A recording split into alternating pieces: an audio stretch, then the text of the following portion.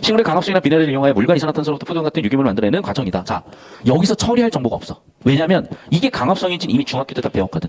몰랐으면 지금 공부해두세요. 아시겠습니까? 자, 그럼 봐봐. 우리가 중학교 때 배웠던 내용을 잠깐 정리할 건데 첫 번째 필요한 건 빛 에너지예요. 그걸 어떻게 하는 거야? 바꾸는 거야. 다른 어떠한 형태의 에너지로. 그래서 물과 이산화탄소만 있으면 포도당 같은 게 만들어지고, 됐습니까? 그리고 산소도 뿜어내는 거야. 라고 우리가 중학교 때 배웠었던 강합성의 과정에 대한 설명을 도입으로 쓴 것뿐이에요. 자, 제가 녹색으로 써드리는 거는 뭐라고? 시험 범위인 배경 지식이야. 선생님 배경 지식은 어디까지 써야 돼? 어떻게 썼나요? 다 필요 없고 기출 EBS만 하시면 돼.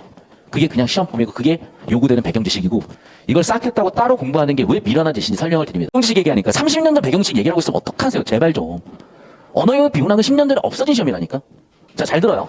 요즘 수능에서 배경 지식이 요구된다. 이유는 뭐냐면 다 필요 없고 시험 범위 때문이야. 공문서에서 시험 범위가 지금 뭔데? 1번 EBS라고요. 2번 평가원 기출 문제은행이라고요. 그리고 이건 비공식인데 교육청 포함이야. 그럼 무슨 얘기니? 이 최소한 3에서 5개년 정도는 알고 있다고 전제하고 출제가 되고 실제로 엮여 있다니까요. 그럼 배경식을 따로 쌓는 게 아니라 이렇게 하셔야 돼요. 왜냐하면 잘 들어라. 우리요. 1구 수능 우주론에 나왔었던 지문들이 있어. 그걸 왜 내가 자꾸 얘기를 꺼내냐면 올해BS에 나와 있는 고전 논리 그 지문이 그냥 백미예요. 무조건 올해 수능 출제 가능성 1타라고 봐서는. 거기 뭐가 있냐면요. 이렇게 구를 껍질로 표현해놓고 질점이라는 개념을 도입을 해. 오케이? 자, 그럼 이제 이런 문제 풀어나가는데 필요한 기본적인 발상이거든요. 그런데 이게 킬러라고 교육부에서 발표한 이유는 뭐냐면 여기 나와 있는 이 질점의 요소를 제대로 설명을 안 했다. 아니 개소리라니까요. 왜? 이 질점을 뭐라고 얘기했어? 부피 곱하기 밀도로 정의되는 부피 요소라고 해. 여러분, 밀도가 뭐니? 초등학교 재민 때 배웠지. 부피분의 질량이잖아. 거기에 부피를 곱해놨으니 남는 건 질량이잖아요, 지금. 그럼 질량을 갖는 점으로 보겠다 질점이라고 당연히 할 수 있는 거죠. 정보 충분히 줬다니까. 근데 이걸 배경지시라고 얘기하는 수준인 거야. 이게 무슨 배경지시야? 초등학생만 넘어도 다 하는 건데. 그러니까 다시 한번 얘기하자면 이거고요. 두 번째, 이거에 대해서 물리학회가 반론을 제기했어. 뭐냐? 여러분, 만류인력 공식은 엄밀하게 이거거든? 맞아요? 그럼 봐봐. 여기 나와 있는, 예를 들면 질량 요소 질점 1번, 2번, 3번, 4번, 5번, 6번을 여기 있는 P라는 질량과 하나하나 다 계산을 해야 돼. 이해됐니? 얘들을 총합하게 되면 얘랑 똑같을 거고. 그런데 봐봐. 지금 공식에 R이 들어간 게 아니라 R제곱이 들어가 있잖아요. 이해됐어? 그러니까 얘를 평균 내면 여기 중점이 아닐 수도 있는 거야. 그걸 물리학회에서 이의 제기한 건데, 아니 그러면 우리 물리법칙 할 때 마찰력 고민 안 하냐? 안 하잖아. 왜? 핵심 원리를 이해하는 데 도움이 되기 위해서. 똑같은 거예요. 그래서 내가 하고 싶은 얘기가 뭐냐 이거야. 잘 들어. 우리가 여기에 소재가 언급됐다고 해서 디테일하게 들어가 버리잖아요. 오히려 꼬아버려. 수능에서 요구하는 형태가 존재하는 거야. 알겠어? 그 핏은 어떻게 만든다고? 이렇게 맞춰가야 돼. 배경식 공부 따로 할 필요 없고요. 그냥 이 세 개만 정확히 연습하시면 돼요. 해서 그 다음에는 뭐로 나가라고? 이거를 변형시킨 걸 볼 건데 어차피 여러분 요즘은 다 그렇게 해.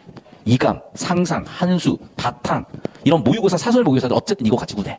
아시겠어? 그래서 파이널 때는 그 사설 모의고사로 가야 돼. 그리고 그거는 꽤 많은 돈이 들어. 내가 얘기했지. 수능은 보통 한 문제 만드는데, 그러니까 45문제 만드는데 약 30억이 넘게 들어. 그리고 모의고사 회차는 한 1,000만 원 내지 한 3,000만 원 정도가 들어요. 그러니까 사실 100배 차이가 넘게 나. 그러니까 압도적으로 수능 퀄리티가 좋은 거야. 그런데 이걸 다 소진했으면 연습이 안 되잖아. 그럴 때는 사설 쓰는 거야. 아시겠어? 이런 느낌으로 앞으로 공부 방향을 잡아가시라. 여기 첫 번째, 두 번째, 세 번째 줄은 처리할 게 없다니까? 그럼 여기서 처리할 건 이거야. 명반응과 안반응은 아마 생명 선택이 아닌 애들은 처음 볼 가능성이 있어. 내가 요즘 교육과정을 잘 모르겠어. 이거 통과해서 배우냐? 명반응, 안반응? 안 배우는 것 같다. 잘 몰라. 근데 아마 생명 선택하면 배울 것 같긴 해. 그래서 빛이 필요하니까 명반응이라고 하는 것 같다. 이렇게 단어를 처리하라고, 한자어를. 얼마나 쉬워. 그 일단락 읽을 게 없어. 광합성은 두 개야. 빛 있으면 명반응, 빛 없으면 안반응, 밤이면 안반응, 낮이면 명반응, 인공등 켜 있으면 명반응. 아니 뭐 이게 진짜 이거 뇌가 있어야 설명을 하고 뭐 이해를 하는 겁니까? 당연한 거 아니에요? 자, 그런데 봐. 명반응은 어디서 나온다고? 말이 어려워. 텔라코이드 막이래. 안반응은 어디서 나온다고? 스트로말에. 엽록체는 필요 없어. 어차피 엽록체 일어날 거니까. 그럼 우리가 처리할 거는 명반응 텔라로이드, 텔라코이드, 안반응 스트로마. 뭔지 모르겠어요. 처음 들어요. 스트로마인지 뭔지 모르겠어. 그냥. 2단락. 자, 그러면 1단락 끝에서 2단락 초반으로 넘어갈 때 주제 세팅 한다 그랬지. 그게 바로 뭐야? 첫 번째, 당연히 명반응 받아서 오겠죠. 됐어? 이제 머리 터져. NADPH는 뭔데? 씨, 모르겠어, 그냥. 그냥 다시 한번.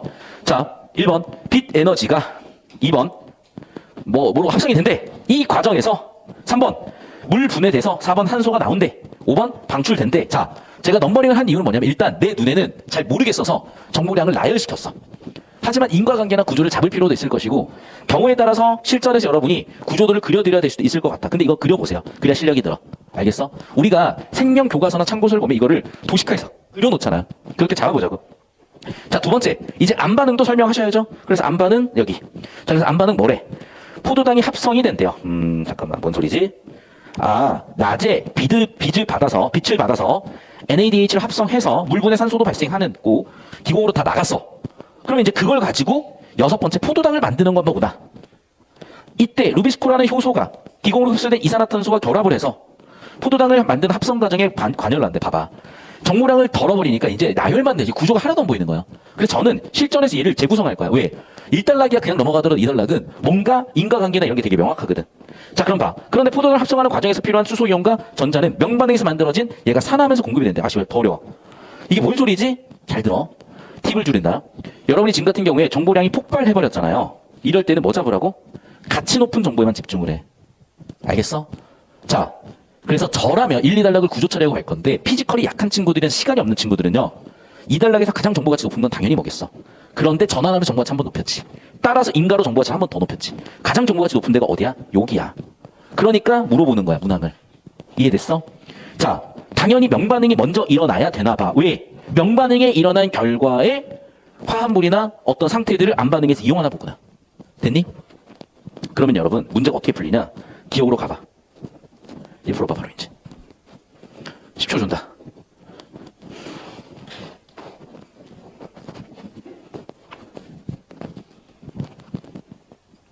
자, 이게 잘 안 보일 수 있거든요. 그러면 다시 봐봐. 포도당 왜 하냐? 포도당 왜 해? 포도당 왜 한대? 광합성 왜 하냐? 포도당 만들어내는 거야. 그냥 먹고 사는 거야. 포도당을 왜 하냐? 포도당을 만들어 먹고 사는 거야. 포도당을 만들어야 되는 거야. 결국 결과물이 뭐야? 포도당이라니까. 결국 결과물이 뭐야? 포도당이라고요. 됐어? 결국 결과물이 포도당이야. 그럼 봐. 결과물인 포도당은 누가 만들어? 암반응의 결과 만들어. 오케이? 그럼 암반응은 언제 일어날 수 있어? 명반응이 선행돼야 돼. 됐어? 그 인과구조를 잡아보시라고. 그래서 봐. 즉 따라서 앞뒤 정보 가치가 높아진 상태에서 즉 명반응에서 먼저 만들어진 NADH가 1번 걔가 2번 산화됐어. 그게 뭐를 만들어? 수소이온과 전자를 만들어. 4번 그래야 그 결과로 암반응이 만들어져서 5번 포도당이 만들어져. 자, 이 정도 정리해볼게. 그럼 봐. 이거 가지고 바로 와봐요. 암반응에 필요한 NADH 플러스가 암반응에 필요한 거 아니면 NADH가 만들어준 수소이온과 전자야. 맞잖아. 이 다음에 다시 또 뭐가 만들어졌잖아요. 수소이온하고 전자가. 이해됐어? 얘 가지고 지금 암반응하는 거잖아. 맞니? 그럼 선생님 필요한 건 맞지 않나요? 맞아. 근데 봐봐. 암반응 자체에서 얘가 뭔가 작용하는 기제는 아니잖아. 암반응의 작용 기제는 뭐야? 암반응은 포도당 만든다니까? 과정도 없어. 포도당 만드는 게 암반응이야. 포도당 만드는 게 암반응이야. 포도당 만드는 데 필요한 건 뭐야? 수소랑 전자라니까요. 수소랑 전자 누가 공급해줘? 얘가 공급해준다고. 얘로 만들면서. 이해됐어? 즉 정리하면 이거야. 암반응에 NADP 플러스가 필요하다? 아니요. 얘가 필요하지. 얘는 그럼 뭔데요? 필요한 걸 만들어내는 원료지. 필요한 걸 만들어내는 인과지. 이걸 정확히 잡으시라고. 꼭 내용 일치는 정확하게 하면서 이런 디테일은 정확하지 않게 하는 이유 뭔데? 못하는 거야 그냥. 안 되는 거라고. 그냥 이렇게 하시는 거예요. 자, 이번 선지 봐. 명반응 과정에서 필요한 산소는 명반응 과정에서 발생한 산소. 기공 발출되는 게 뭔 상관이야? 안 반응하고. 끝났지 뭐. 아무 관련이 없어. 인과가 없어 그냥. 아웃이야. 포도당을 왜 분해해? 합성하라니까. 명반응에서 NADH가 합성될 때 생성된 물은 암반응을 진행할 때 왜 사용돼? 뭐 이상한 거 다 써놨잖아. 무슨 말인지 알겠냐? 그냥 내용 섞잖아 지금. 이게 전형적인 오답 설계잖아. 그래. 결론은 뭐야? 포도당 만드셔야 된다니까. 포도당 만드는 데 필요한 게 누구야? 수소 이온하고 전자래. 그게 언제 만들어져? 명반응에 의해서 만들어진 얘가 뭐가 되면서? 산화되면서. 그러면서 얘가 튀어나온다며. 맞잖아. 여기에서 공급받는다. 여기에서 얘네가 튀어나온다. 인과구조 내용도 엄밀하게 정확하게 매칭이 되니까 전화 5번 끝. 약간 이런 느낌인 거라고. 아시겠어요? 이거 백날 일치로 푸는 거 아니야. 구조 잡으면서 가야 돼. 그래야 편해져. 물론 내용 일치로 푼 게 더 편했을 수는 있거든. 편한 방법만 뚫려가지고는 성장하지 못해요. 할 줄 아는 거 풀어봐야 60점짜리 60점이야. 못하는 거 해야 60점이 90점 되고 100점 되는 거예요. 됐죠? 자, 3단락 간다. 식물의 생장에 알맞은 온도 습도가 바뀌면 당연히 효율도 바뀌고 속도도 바뀌겠지. 별은 왜 자꾸 오늘 발음이 돼? 별은 온대가습한 환경에서 광수율이 제일 높은데 사막에다 나무니 어떻게 된대? 낮에 기공을 닫아 수분 손실을 막아. 그러면 일단 이런 것 자체가 일어날 수가 없겠죠. 어떻게 돼? 산소 농도가 많아. 그럼 어떻게 돼? 루비스코라는 애가 산소랑 결합해버려. 그럼 어떻게 돼? 산소를 소모하고 이산화탄소를 방출해. 결국에는 합성이 아닌 호흡을 하게 되고 결과적으로 효율은 감소한다는 거야. 여기까지 일단 이해되셨어요? 그러니까 자 봐봐. 지금 정보량이 너무 많이 터지잖아. 그냥 뭐라고? 알맞는 게 들어와야 되나 봐. 정도가 일단 잡자고요. 됐니? 자 그럼 봐 여러분. 자 여러분 나름대로 1, 2, 3단락 필기하시고 구조도 지금 잡는 시간 5분 드립니다. 시작. 그래 주제는 광학습니다. 빛, 물, 탄소 가지고 포도당 만든다. 중학교 배운 내용이고요. 이제 고등학교 때 사실은 생명 선택하는 학생들이 배울 내용이긴 한데 그래서 좀 고민스러워요. 왜냐면 선택에 들어갈 내용을 출제할 수 있나? 근데 사실 출제했어요. 그럼 이제 메인은 얘는 아니고요. 두 번째 단락이 사실 두 번째 나세트가 메인이에요. 오케이? 하지만 어쨌든 우리가 학습력을 기르는 측면에서 볼 건데 광합성의 종류를 1단락 끝부분에서 명반응과 안반응으로 나눠놨고 명반응이 일어나고 안반응이 일어난다는 인과 구조를 1단락에서도 한 번 잡고 2단락에서 또 한 번 잡아주잖아요. 이게 글의 주제니까 당연히 왜 그런지 물어보는 출제 포인트가 무조건 세팅이 되겠죠. 그게 방금 바로 풀었었던 14번 문항 설계가 될 것이고. 여기까지 이해되셨습니까? 그럼 봐라 얘들아. 구체적으로 명반응에서 뭐가 일어나냐는데 일단 빛은 필요할 거야. 빛은 필요하고 빛이 NADPH 합성하는데 그 기제, 그 과정은 없어요.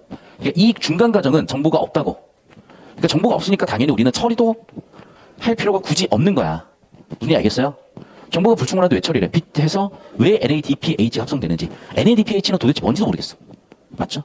두 번째, 그 합성된 NADPH가 왜 NADP 플러스로 산화되는지도 모르겠어. 그러니까 다시 한번 얘기하지만 산화라는 정보는 있으나 왜 되는지 정보가 불충분하기 때문에 여기도 처리하는 게 아니라니까요. 그러니까 이 문제를 여러분이 자꾸 간과해. 그러니까 이 단락의 문제는 뭔지 알아요? 정보량이 되게 많이 보이지만 이렇게 정보량이 불충분해서 처리가 안 될 때 다시 한번 얘기하지만 처리하지 마시고 또는 처리 가능한 정보에 집중하시라고. 처리 가능한 정보는 그리고 대부분 뭐다? 가치가 높은 정보 또는 구조들이다. 이렇게 되셨죠. 계속 본다. 자, 그래서 명반응에서 안반응으로 인과관계를 잡을 수밖에 없는 이유는 저렇게 NADPH로 산화되는 과정이 나오는 건 수소이온과 전자된다. 그리고 얘가 포도당 합성이 필요하다고 해놨어. 결국 얘네가 있어야 만들어지는 거니까 이 둘의 사이는 인과구조고 그래서 명반응과 안반응도 인과구조라는 거야. 당연히 이 부분이 절대 출제 포인트죠. 핵심 원리니까. 됐어? 그러니까 오히려 앞쪽은 안 물어요. 왜? 명반응과 안반응이라는, 자 집중해. 주제가 세팅된 핫플레이스. 1단락에서 2단락으로 넘어갈 때 이 두 가지를 지금 세팅해서 왔잖아. 그럼 이 두 가지 세팅에 대한 내용을 묻는 거지. 쓸데없이 뭐 기공으로 방출했네 어쨌네 저쨌네는 언급은 되더라도 선지에서 선지 판정과 정답 판정의 역할이 거의 없다니까. 아시겠어? 자, 두 번째.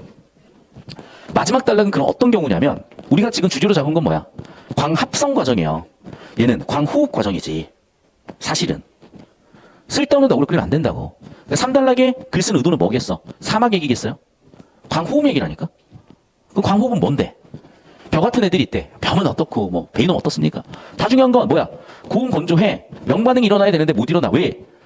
고온 건조하기 때문에 기공을 닫아서 수분을 막아야 돼요.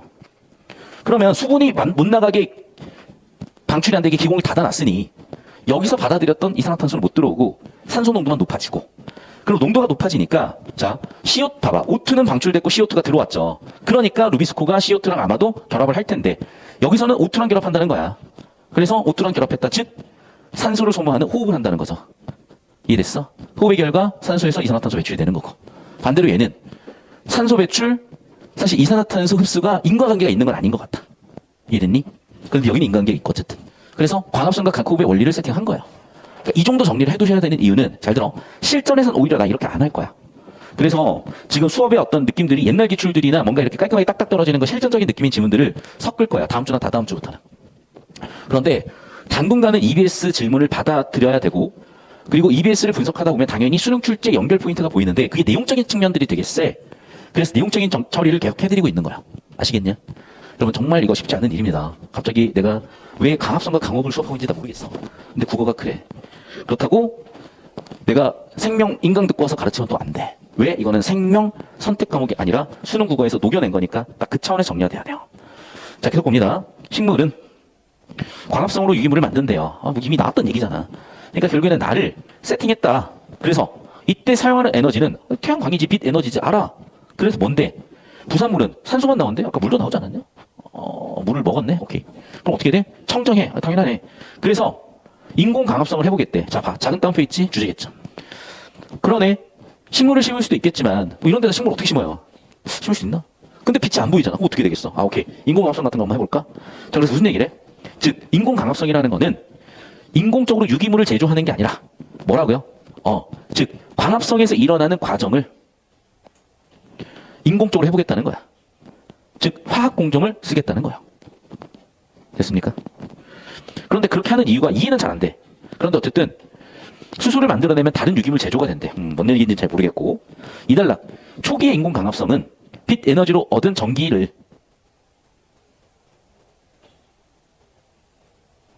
별도의 축전 장치에 모아두었다가 이 전기로 물을 분해해서 수소를 얻는 거였대.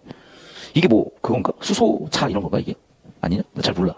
그래서 1번 전기를 얻고 2번 그거를 우리 충전해놨다가 세 번째 뭐라고? 그 전기로 물을 분해해서 수소를 얻는 거래. 이게 무슨 얘기지? 우리 강합성의 목적이 계속해서 수소로 귀결되는 것 같거든요. 맞잖아. 1단락 끝에도 수소를 만들어낼 수 있으면 어떻다. 2단락 초반도 수소를 얻는 것이다. 그러니까 뭔가 주제 세팅이 결국 수소를 만들어내는 반응인 것 같다. 초전도체가 있으면 해결이 되긴 할 텐데 어쨌든 에너지 손실은 항상 생겨요. 이거 항상 큰 문제야. 열 효율 아시죠? 아마 열 효율이 제일 높은 기간이 지금 50% 절대 못 넘을 거고요. 그러니까 우리 열량이라는 게 있잖아. 그걸 먹어서 우리는 태워서 에너지 온도를 하잖아. 반대로 차에는 기름 넣어갖고 태우잖아. 근데 그 열효율 100%로 전환이 안 돼. 근데 초전도체는 전기 저항이 없으니까 효율이 100%가 나오거든. 자, 어쨌든 에너지 손실이 생겨. 그래서 어떻게 했대? 빛 에너지로 직접 물을 분해하여 수소를 한대. 그러니까 즉 축전 장치가 문제 원인이었던 거죠. 그래서 축전 장치의 전기 손실을 줄이기 위해서는 어떻게 되는 거야? 바로 다이렉트로 분해하는 거야. 즉 2단계 없이 1에서 3단계로 바로 간다는 겁니다. 구조 이해되셨죠? 그러니까 항상 이렇게 구조 잡으면서 가셔야 처리가 되는 거고 그냥 읽으면 될 때도 있고 안 될 때도 있는 거야. 자세를 고정시켜야 돼. 그게 바로 뭐야? 이게 수소 전지인가? 모르겠어. 무식해가지고. 이 전지는 광합성의 명반응을 모방한 거래. 왜죠? 잠깐만 올게.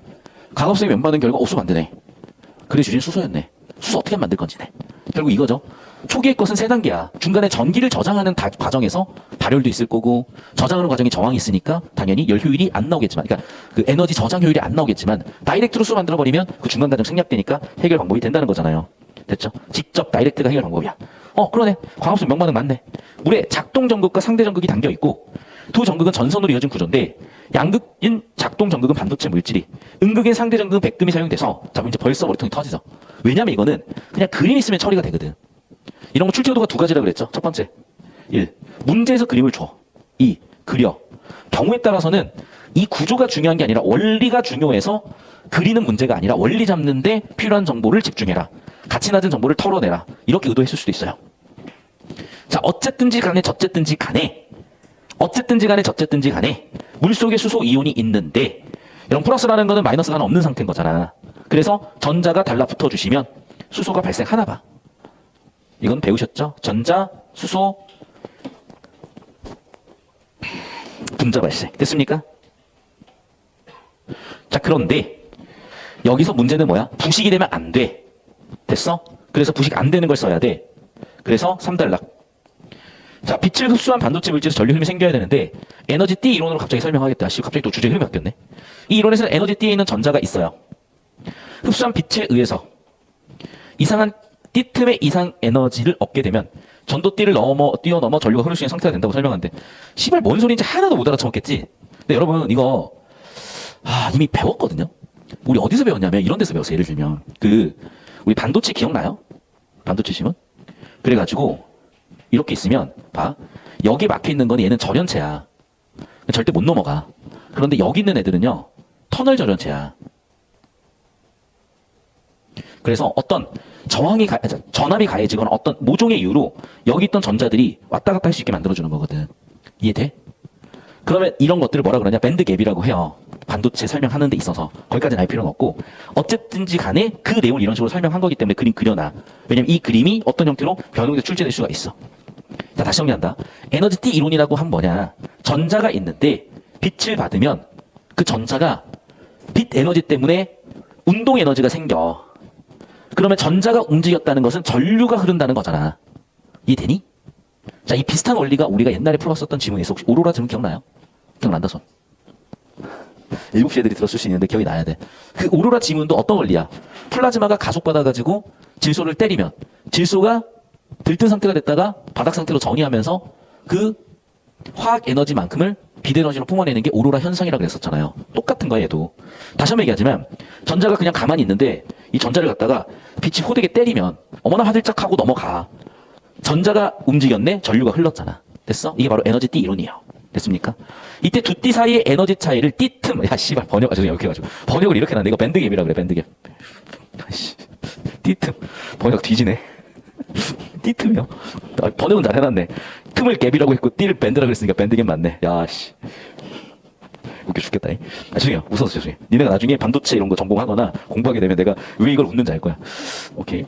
단위론 EV를 쓰고 전지에 사용될 수 있는 띠틈은 1.3 EV 이상이래요. 뭔 소리인지 모르겠고 수치는 발제도 하라 그랬다. 어차피 기억 못한다. 이보다 작으면 반도체 물질의 전류가 흐르더라도 물이 분해되지가 않아. 오케이. 이것보다 커야 물 분해가 돼. 물 분해가 돼야 수소 발생이지. 우리는 뭐 만들 거야? 수소 만들 거니까. 하지만 3EV를 넘어버리면 효율이 낮아진대. 자외선만 흡수하니까. 이때는 어떻게? 그 효율이 낮아지는 문제를 불순물을 첨가해주면 해결해 줄 수가 있대. 효율이 그래서 높아진대. 뭐 알겠어? 당연한 얘기 끝. 자, 역시 필기하시고 구조도 잡아. 그럼 내용 이해가 훨씬 편해질 거야. 자, 인공 광합성을 그대로 광합성 전체를 가져오는 게 아니라 저기서 핵심적인 기능을 이용해서, 즉 빛 에너지를 이용해서 뭔가를 한다인데요. 물 분해의 결과 결국에는 뭐 만드는 거? 수소 만드는 게 핵심 원리래. 자, 그러면 이제 얘는 배슐랭 2스타인데 얘가 배슐랭 3스타로 출제되면 어떤 부분이 출제가 되겠어요? 아마도 수소전지 뭐 이런 걸로 연결되지 않겠어? 이해됐어요? 그러니까 이런 거는 이감이나 이런 데서 다뤄주면 참 좋고 안 다뤄져 있으면은 제가 뭐 문제를 만들 듯 내용을 정리해드리는 할 거야. 그래서 저는 이 문제 상당히 출제 가능성 높아 보여요. 왜? 너희가 고등학교 때 배웠던 내용들이 이제 실용적으로 딱 연결을 하는 부분이잖아. 왜냐면 지금은 좀 구조가 바뀌었을 텐데요. 한 불과 5년 전까지만 해도 우리나라 산업 구조의 40% 정도가 반도체 산업에 의존하고 있었어요. 그러니까 아마 삼성과 삼성 관계사가 만들어냈던 GDP가 거의 한 35%에서 40% 가까이 된다고 제가 들었던 것 같거든. 근데 지금 우리나라가 경제 위기가 온다고 보는 이유는 다른 게 아니야. 중국 때문이야. 그러니까 중국이 못 돼서가 아니라 오히려 중국이, 우리나라는 사실 중국 때문에 성장한 거야. 그러니까 우리나라가 두 번의 성장의 기회가 있어요. 그러니까 한 번은 뭐냐면 이제 전쟁 터지고 대박살 난 다음에 이제 어찌 보면 미국 덕분에 한번 컸고, 두 번째는 그 위기가 1997년에 IMF 때 왔는데 이때 정말 우리나라는 아다리가 다 맞았어. 첫 번째는 뭐냐면 이 희한하게 우리나라 사람들 마음속에 끌어오르는 게 있어요. 빚을 못 갚는데, 근데 그때의 국제 유동성이 뭐야? 달러잖아. 그럼 달러를 꼬아야 되는데 이 양아치 새끼들이 설계해가지고 원래는 단기 달러채를 연장을 해주는데 갑자기 연장을 안 해주면 우린 돈 갚을 일이 없으니까 디폴트가 나는 거야. 그럼 국가신용도 박살나고 착살나요 이제. 그래서 급하게 들여온 게 IMF였는데, 사실 IMF가 우리나라를 다 못 먹었던 이유 중에 하나가 뭐냐면 온 국민이 국제유동성 달러는 금가 원래 예전에는 바꿨었죠. 금으로 다 갚아버린 거야. 그러니까 채무 국가들이 혹은 채무자들이 야 달러 없으니까 금으로 갚을게. 알았어. 해서 해결이 돼버린 거야 사실은. 첫 번째는 그렇게 내부적으로 해결을 했고, 두 번째는 뭐냐면 일화가 있죠. 제1교포 3세 손정희 회장을 불러다가 대한민국 살아나려면 뭐 해야 돼요? 첫 번째도 브로드밴드, 두 번째도 브로드밴드, 세 번째도 브로드밴드입니다. 그래서 메가스터디가 아니라 메가패스가 KT에서 만들어졌죠. 그래서 그때부터 인터넷 광고 우리나라가 그때부터 자리 잡았거든. 이때 신기술이 들어온 거야. 세 번째가 사실 결정적 이유 중에 하나는 뭐였는데, 중국이 그때부터 개혁 개방을 했어. 이 시절에 중국은 거의 북한 사이즈였어요. 뒤지게 못 살아. 진짜 차원이 다를 정도로 못 살았어. 근데 지금 그게 G2로 올라갔잖아. 그럼 그게 G2로 올라가면서 기술이 없으니까 우리나라에서 다 받아간 거야. 그러면서 우리나라가 동시에 확성장했던 거거든. 근데 지금의 얘기는 왜 왔냐? 미국이 강달러 정책을 쓰게 되면요, 당연하죠. 미국으로 돈이 갈 수밖에 없어. 왜? 달러 가치가 높아질 거니까 달러를 들고 있는 게 이득이야. 자, 두 번째. 금리를 높였으니까 미국의 기본 수익률이 높아. 이미 다 경제지문에 설명한 거 엮는 거다. 알고 있어야 되는 내용들이고. 자, 그런 상황이야. 자, 마찬가지였어. 그래서 중국이 이렇게 확 성장했다가 지금 미국이 이제 후드려 패는 거야. 중국 크기 전에. 그러면 우리나라의 35% 40%가 중국과 교육에서 수익이 났는데 이제 그게 없어지는 거야. 그러니까 우리나라는 지금 굉장히 경제적으로 힘든 시기에 와 있어요. 뭐 또 다른 극복할 수 있는 방법들이 있겠죠. 현재 분석은 그렇습니다. 자, 이 얘기를 왜 언급하냐? 나오니까 수능에. 알겠어? 자, 다시 여기로 갈게. 그래서 이제 당연히 이제 친환경, 요즘 왜 이렇게 더운지 모르겠어요? 친환경 해야 되겠네. 그런 내용들과도 연결될 수 있으니까. 자, 그래서 다시 정리합니다, 이제. 인공 강압성의 결과 결국 수소 만들어내는 게 핵심이다. 자, 그래서 옛날에는 세 단계였던 거야. 비대너지, 전기에너지를 축전해서 물분해를 했더니, 아니, 이거 없어도 되는 건데 괜히 얘 때문에 효율만 떨어지네. 야, 그러면 2단계로 가. 비대너지 바로 물분해서 수소 만들어. 됐죠? 근데 문제는 비대너지를 받아서 만드는 거기 때문에 비부식의 문제를 해결은 하셔야 된다. 자, 그럼 좀 더 이 원리를 설명을 할게. 에너지 띠 이론인데, 밴드갭. 그러니까 밴드에 대한 거야. 무슨 얘기냐? 전자가요. 우리가 이거 알고 있잖아. 자, 봐봐. 우리가 여기에 수소야. 전자가 이렇게 하나 있다고 알고 있잖아. 헬륨이야. 전자가 이렇게 두 개 돌고 있다고 알고 있잖아. 아, 나도 다 공부했어. 나도 중학생 있었어. 그러면 얘는 이 다음부터 8개 들어간다고 알고 있고, 이 다음에도 8개 들어간다고 알고 있잖아. 지금 무슨 얘기냐면, 이 사이와 이 사이에는 뭔가 갭이 있는 거예요. 이해됐어? 이게 일종의 밴드갭이라고 봐도 돼. 됐어? 그럼 전자의 에너지 준위가 바뀌어야 되는 거야. 전자가 넘어가야 된다고요. 그러려면 누가 와서 그거를 바꿔주는 거야? 에너지, 비대너지가 와서 때려서 바꿔준 거라고. 이해됐니? 그러니까 얘랑 얘는 좀 메커니즘이 다르겠지만, 니네가 이해할 수 있는 중학교 때 배웠던 내용을 연결고리 잡자면 그렇다고. 그러면 이게 어느 정도 에너지를 갖다 줘야 되는 거냐? 1.3 이상은 줘야 된대. 됐죠? 그래서 1.3 이상의 에너지를 받으면 얘가 넘어가면서 전자가 흘렀으니까, 전자가 이동했으니까 전류림이 생긴다는 거야. 끝. 됐죠? 그리고 범위에 나눠서 세부 내용이 있는 거고, 여기는.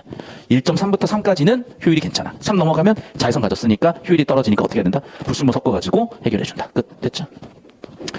이거 반도체 학과 3, 4학년 내용이야. 너희가 혹시 반도체 학과 지망하게 돼서 혹시 면접 보면 저런 거 얘기하시면 교수님이 이런 인정하면서 바로 여러분은 삼성까지 들어가시는 거죠. 봅시다. 가와 나의 중심 화제를 고려할 때 주제입니다. 서술책 내용의 관계로 적절한 것은 가는 광합성 효율을 평가하는 요소. 자, 갑자기 이제 내정 조지 말고 주제가 뭔지 잡으라니까. 광합성 효율은 있긴 있지만은 이건 하위 정보잖아요. 맞잖아. 정보 위기가 하위 정보잖아. 그럼 주제라는 거는 최상위 정보로 전체 내용을 포괄할 수 있어야 되는 거거든. 이해됐어? 그럼 뭐야? 이론이지. 나는 뭐야? 그걸 적용한 인공강합성이잖아. 이번 끝이네, 그러면. 무슨 얘기인지 알겠어요? 그러니까 주제라는 건 이렇게 포괄성을 가지고 있어야 된다. 전체 내용을 포괄해야 된다. 됐어? 하지만 그래서 다루지 않은 내용을 처리하면 안 돼. 그거는 포괄성 또는 일관성으로 설명할 수 있을 거야. 끝. 13번. 가와 나에 대한 이해. 자, 얘들아, 세부 내용 아니다. 최소한 차상위 정보 정도는 물어보겠지만. 알겠어? 그럼 봐. 광, 전기, 화학, 에너지의 양극과 음극 모두 백금 사용한다? 선생님, 1번 선지 판단하려면 세부 내용 와야 되는데요. 판단 안 해도 답은 나오는데? 얘기했지. 이런 세부 내용은 정답 확률이 13% 미만이야. 그러면 여러분, 경찰력도 부족한데 87%짜리 범인 찾으러 가셔야지. 왜 엄한 데다 힘쓰고 있냐고. 힘도 없으신 분들이. 2번 선지. 인공강합성 기술에서 축전 장치는 물 분해할 때가 아니라 전기 에너지를 모아서 물 분해할 때 쓰기 위해서 축전하는 거잖아. 인과구조를 뒤집어놨잖아, 지금. 심지어 세부 내용이기도 하고. 전기 축전해서 물 분해 쓰는 거잖아. 거꾸로 오는 게 아니라. 이해됐습니까? 다시. 전기를 물 분해할 때 쓰는 거죠. 인과구조가 뒤집혔고 아웃이고. 3번 선지. 고온 건전 환경에 놓인 변은 수분과 이산화탄소의 손실을 줄이기 위해 수분 손실. 맞죠? 이산화탄소의 손실을 줄이는 게 아니라. 얘도 그런데 다 세부 내용 지금 성격들이야. 다 세부 내용 성격들. 4번. 에너지띠 이론에서 원자 갓띠 에너지와 전도띠 에너지를 서로 합한 것을 띠틈. 아니, 합하겠어요? 빼겠어요? 밴드 갭이라니까. 갭이라고. 차이는 빼야 생기지. 아니, 자, 1등급과 5등급 차이는 빼야 4등급 차이가 생기지. 더하면 씨발 6등급 돼요. 이해돼요? 뭔 말인지? 빼라고, 제발 좀. 합이 아니라 차라고. 1등급과 5등급의 틈은 4등급이지. 6등급이 아니잖아. 좀 상식적으로 생각을 하자. 5번. 벼에 포함된 누비스코가 이산화탄소와 결합할 때 산소보다 결합할 때 관수율이 나아진다. 자, 선생님 이거 세부 내용 아니에요? 원리 핵심 원리잖아. 광호흡의 핵심 원리잖아. 누비스코는 농도가 높은 애랑 결합을 해요. 산소 농도가 높아버리니까 광호흡을 하는 거고, 이산화탄소 농도가 높으니까 포도당합성을 하는 거 아니야. 됐어? 그래서 이산화탄소와 결합할 때보다 산소와 결합할 때 당연히 산소랑 결합하면 뭐하니까? 호흡을 해버리니까. 이산화탄소와 결합해 뭐라니까? 광합성을 해버리니까 당연히 얘가 효율이 높고 정답은 끝인 거죠. 즉 가의 주제 세팅이잖아. 1, 2단락은 뭐 설명했어? 광합성. 3단락은 뭐야? 광호흡. 그 핵심 원리 차이는 뭐야? 루비스코가 농도에 따라서 합성 또는 호흡을 한다잖아. 정말 5번이 너무 깔끔하게, 정말 깔쌈하게 주제 구조를 잘 담고 있잖아. 전체를 관통하는 광합성과 강호흡이라는 비교대조 포인트에서 핵심이 되는 것은 루비스코였구나. 루비스코가 누구랑 결합을 한다? 농도가 높은 애랑 결합한다야. 여기서는 산소 다 날아갔어요. 이산화탄소 들어왔어요. 그럼 이산화탄소 농도 높겠지. 여기는 아예 문을 닫아놨어. 그러면 당연히 산소 못 나가고 남아있겠지. 그럼 산소랑 결합이 높아지니까 호흡을 하는구나. 핵심 원리가 다시 한번 재처리되는 거라고. 그래서 문제 선지 들어가서 내용으로 눈을 들어오는 게 아니라 처리해놓은 또는 다시 한번 이 처리를 정교하게 하는 재처리 과정을 거치셔야지. 그 내용 일치는 니네 초등학교 잼민이 동생한테 10,000원 주면 다 한다니까? 10,000원이 뭐야? 1,000원만 줘도 할 것 같아 나는. 됐죠? 15분 보겠습니다. 식물의 광합성 A와 광전기 화학 전지 B를 비교해 보겠대. 당연히 비교할 수 있죠. 왜? 그게 주제잖아. A는 가의 주제, B는 나의 주제. 그냥 뭐 그런 것 같아. 자 봅시다. 반응이 정상적이야. 유기물을 만들어낸다. 저 무식해서 유기물이 뭔지 모르겠어요. 그래서 유기물이 뭔지 모르겠어서 야 이건 판단이 안 돼. 라고는 세워칠게. 니네 그래 알았어. 니는 아는 것 같다. 표정을 보니까 씩 웃는 거 쳐보니까 오케이. 니는 알 것 같고 나는 무식해서 유기물 뭔지 모르겠으니까 넘어갈게. 그러니까 나중에 좁히고 발치도록 할 거야. 유기물이 뭔지. 두 번째, 니은 A가 일어나기 위해서는 광합성 색소가 빛 에너지를 받아야 하고 B가 작동하기 위해서는 빛 에너지를 받아야. 당연하지. 빛 에너지로 시작한 건 맞잖아. 그런데 내가 지금 약간 털리는 건 양극인지야. 당연히 광합성 색소가 받겠지. 흰색이면 다 튕길 거 아니야. 그러니까 광합성 색소가 있어야 빛 에너지를 받는 건 당연할 것이고 이게 양극인지만 나는 확인할 거예요. 자, 디귿. B가 광합성의 특정 단계를 모방한 것이라고 한다. 맞죠? 전체가 아니라 일부 단계 모방이잖아. B에 일어나는 반응은 틀라코이드 막이요? 틀라코이드 막. 아, 1달러 끝에 있었던 명반응 얘기하는 건가? 그게 틀라코이드였나? 무슨 얘기인지 알겠냐? 단어 하나하나 확인하면 100번호 확인해야 될 거야. 100단어는 되니까. 하지만 이렇게 좁혀놓고 이거 유기물인가? 이거 양극인가? 이거 틸라코이드가 명반응인가? 세 개만 확인하면 답이 나올 거 아니야. 무슨 말인지 알겠어? 주제구조 최대한 처리해놓으시면 발치도 갈 게 확 주니까 시간 정확성 피로도 다 이득이라고. 제발 좀 이 연습을 하셔야 돼. 자, 그래서 하나씩 가봅시다. 일단은 제일 우리가 확인하기 좋은 위치에 있는 건 끝. 명반응. 맞죠? 명반응 어디야? 틸라코이드. 오케이. 지금 맞겠네. 자, 니은 볼게요. 양극인지, 양극 어디서 확인했어? 이 구조에서 확인했잖아. 내 말 이해되지, 그러니까. 너무 세부적으로 떨어져 버리니까 처리하지 말자고, 일단. 하지만 지금처럼 필요할 때는 재처리에 뭐만 확인하면 돼? 음극? 아니, 양극이요. 이해됐니? 음극이요. 양극은 뭐야? 반도체요. 빛을 어디에 조사해? 반도체에 조사해. 끝났네. 됐어? 됐죠? 양극은 반도체, 빛을 반도체에 쏴. 됐습니까?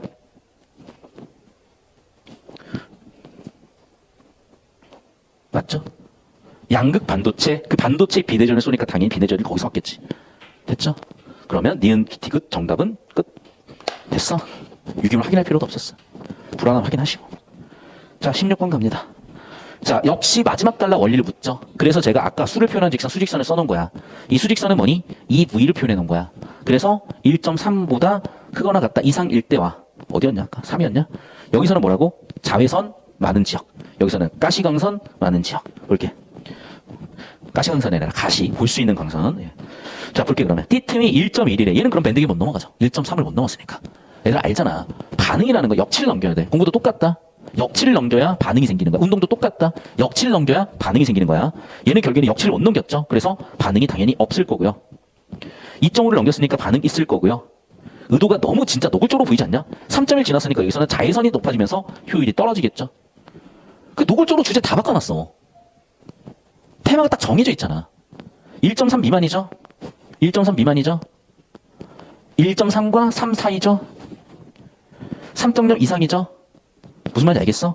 그대로 테마 그대로 갖고 왔잖아. 그대로 테마 그대로. 선생님, 평소에 수치 발제도 안 하시더니 왜 거긴 열심히 하셨는데요? 아니, 이 사람들아. 핵심 원리가 에너지티잖아. 이 반응이 일어나는지 안 일어나는지 핵심 기준이 뭐야? 1.3이고 3이잖아. 이걸 왜 처리를 안 해? 뒤지게 중요한 거지. 이런 가치 판단할 줄 알아야 된다. 근데 얘는 안 써요. 여기서 딱 하나 쓴 게 뭐야? 양극재가 반도체고 그 반도체가 빛 에너지를 조사해줄 때 반응이 일어난다. 그럼 빛 에너지는 누가 받겠어? 양극재. 끝. 이해됐어? 그 내용 뽑아내기만 하면 되는 데를 왜 쓸데없이 10배를 처리하고 있고 이렇게 핵심 정보를 물어보는 데서는 왜 놓치고 있냐고. 자, 1번 선침. A는 B와 달리 부식에 의한 부식이 없어서 적합하다. 그 얘기 하나 맞네. 자, B에 의한 부식을 해결해야 되기 때문에 없으니까 얘는 좋죠. B와 C를 비교해 볼 건데 A는 B와 달리 빛의 부식이 없어 작동 정보 사용 적합하다. 야, 낚았다. 그지? 그건 맞아. 근데 얘는 못 쓴다니까? 왜 못 써? 반응이 안 일어나잖아. 오씨, 완전 사람을 제대로 낚아버렸네? 무슨 말인지 돼요?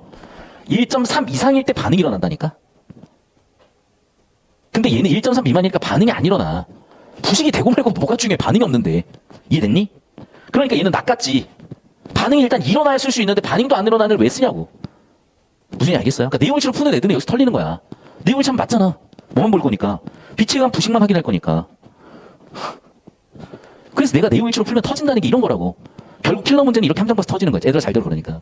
우리가 수학에 1, 2, 3, 4, 5, 6, 7, 8을 틀려서 지금 공부하고 있는 거야? 그건 알아서 푸세요. 똑같아. 국어의 일치 문제 틀려서 지금 나한테 수업 듣니? 그래서 공부하니? 그건 알아서 푸시는 거라고. 일치는 그러니까 집에 가셔서 재밌는 동생하고 아이스크림 4개 하시고 오늘 여기서는 뭐 한다? 킬러, 변별력 갖추고 있는 그 연습을 한다. 그게 뭐다? 이거다. 2번 선지. B와 C를 비교할 거야. 띠틈이 크대. 크잖아. C는 작동 정보로 상대적으로 아니 띠틈이 크다고 그게 아니라 효율 얘기를 난 했던 것 같거든요. 그러니까 띠틈에 따라서 반응이 있고 없고고 효율이 높고 낮고를 얘기하는 건데 갑자기 정극제로 쓴다고? 전혀 확인 불가 정보야. 그러니까 좀 이따 발췌적으로 보일 수는 있을 것 같은데 그냥 얘는 정답이 아니야. 왜? 주제의 정답이기 때문에 87% 확률로 이런 걸 정답 선지를 설계할 일이 없거든. 전류가 흐를 수 있는 상태가 되기에 흡수하는 최소 에너지는 이게 뭔 얘기지 도대체? 지금 문제를 제가 잘못 읽고 있나요? 최소 에너지는 A가 B보다 더 크다? 1.3 아니야 그냥? 1.3 기준으로 한 거 아니야? 아니면 A, B, C가 지금 EV가 다 다른 건가? 이거 내가 좀 확인을 해볼게요. 여기 갑자기 말이 헷갈려졌어. 왜냐면 봐봐. 지문 내용으로 보자면 1.3과 3이 기준으로 딱 쓰였잖아. 근데 여기서는 지금 얘네가 그 1.3과 3이라는 기준이 달라진 건가? 이게 물음표가 생겨요. 근본부터. 자, 일단 4번 가볼게.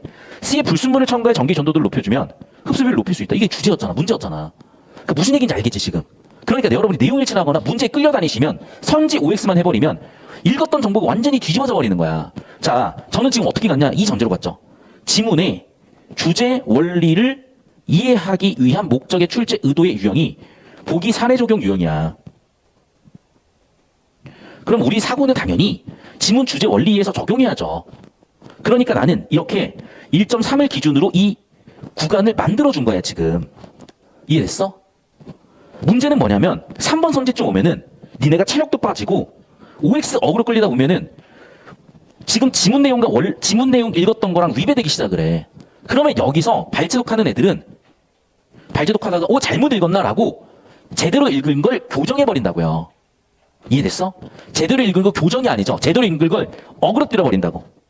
그러면 여기서 제발 좀 멘탈 잡으시고 주제가 정답될 확률이 87%이기 때문에 일단은 한번 버텨보는 거야. 악마의 속삭임에서. 시대인재의 홍보 담당관이 3번 선지였던 거야. 그러면 여러분 빨리 4번 선지로 도망을 가세요. 뭐하러 듣고 있어. 내년에 4천만 원 써서 시대인재 갈래? 그럼 봐. C의 불순물을 첨가하여 전기전도도를 높여주면 첨가하기 전보다 가시가능 흡수비를 높일 수 있다가 아까 핵심 내용으로 들어왔던 부분이잖아요. 그러면 좁히고 발제독을 해도 얘를 해보고 많이 틀린지 그때 판단을 해보시면 훨씬 명쾌하게 풀릴걸. 굳이 뭐하러 1, 2, 3번에서 시간을 지원하고 스스로 문제를 꼬아버리냐는 거야. 어떤 느낌인지 아시겠어요? 자, 그래서 봅시다. 자, 봐.